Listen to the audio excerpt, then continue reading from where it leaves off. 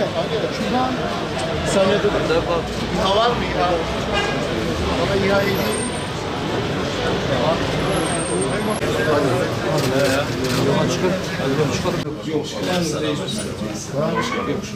Tamam, o zaman sen müşteriye biraz reklam yapman lazım. Bir tabak yanında Resulullah başlaması. Her şey yok. Bir şey olur.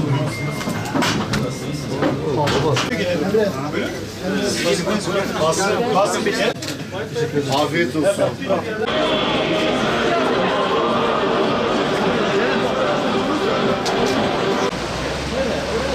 Çekirdek dolara oynamıyorsun.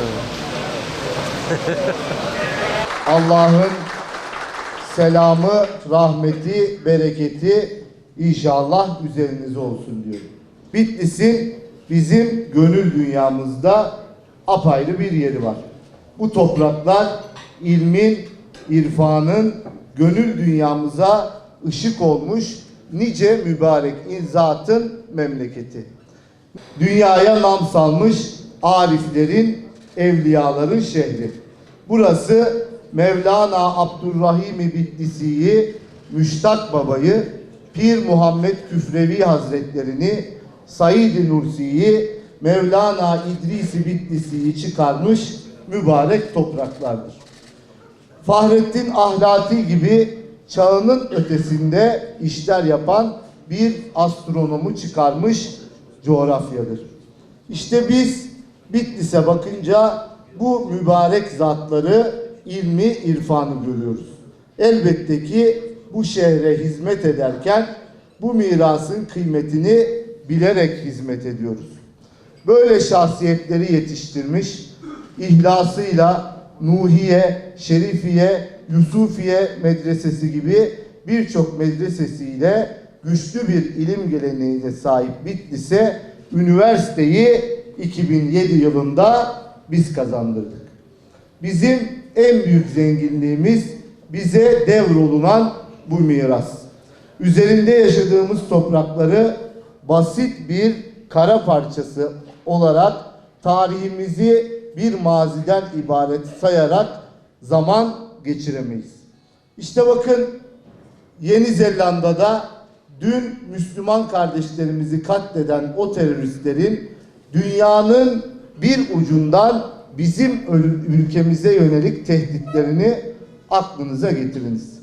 Saldırıda kullandıkları silahların üstünde 1839'da 1. Kosova Savaşı'nda Sultan Murat'ı şehit eden Sırp katilin ismi yazıyor. Türkleri Boğaz'ın öte yanına kovmaktan, minareleri yıkmaktan, Cumhurbaşkanımızı öldürmekten, Ayasofya'yı geri almaktan bahsediyorlar. Bizim bu durum karşısında bu topraklarda 1000 yıldır ezan-ı Muhammedi sesinin altında yaşayan Müslümanlar olarak silkelenmemiz gerekiyor. Tarihimize sahip olduğumuz değerlere sıkı sıkıya sarılmamız gerekiyor. Her yerde ifade ediyoruz. Sorumluluğumuz çok büyük. Koca İslam coğrafyasına karşı sorumluluğumuz var. Buna yakışır bir şekilde tutum sergilememiz gerekiyor. Kıymetli kardeşlerim, yıllarca bölgemizi işte bu değerlerden uzak, hiç hak etmediği şekilde anılmasına sebep olanlar bizlerden bu mirası kaçırmak istediler. Bizlerden bu mirası gizlemek istediler. Günde 5 vakit aynı kıbleye yönelen kalpleri birbirinden ayrı düşürmeye çalıştılar. Selahaddin Eyyubi'nin, Sultan Alparslan'ın, Yavuz Sultan Selim'in ordularında omuz omuza çarpışan, 1000 yıldır bu topraklarda ezan-ı Muhammedi'yi hakim kılmak için mücadele eden kardeşleri Kürt, Türk, Zaza, Çerkez diye ayırmaya kalktılar. Yasak koyanlarla, kimlik siyaseti yapanlarla, istismar siyaseti yapanlar hep karşılıklı olarak birbirlerini büyüttüler. Ama biz bu düzeni bozduk. Cumhurbaşkanımız Sayın Recep Tayyip Erdoğan kimsenin atamadığı en cesur adımları attı. Geçmişin utanç düzenlemelerini, yasaklarını bir bir kaldırdı. Dini, siyasi, kültürel tüm özgürlüklerin alanını genişletti. İşte bu bölgede kimlik siyaseti yapan, istismar siyaseti yapan o malum anlayışın en büyük rahatsızlıkları, zeminlerini kaybedişleri oldu. O yüzden ülkemiz dışında kendilerine vaat edilen rüyalara, hülyalara kapıldılar. Batı başkentlerinden kulaklarına fısıldananlarla Türkiye'de şehirlerimizi talan etmeye, huzurumuzu dinamitlemeye kalktılar.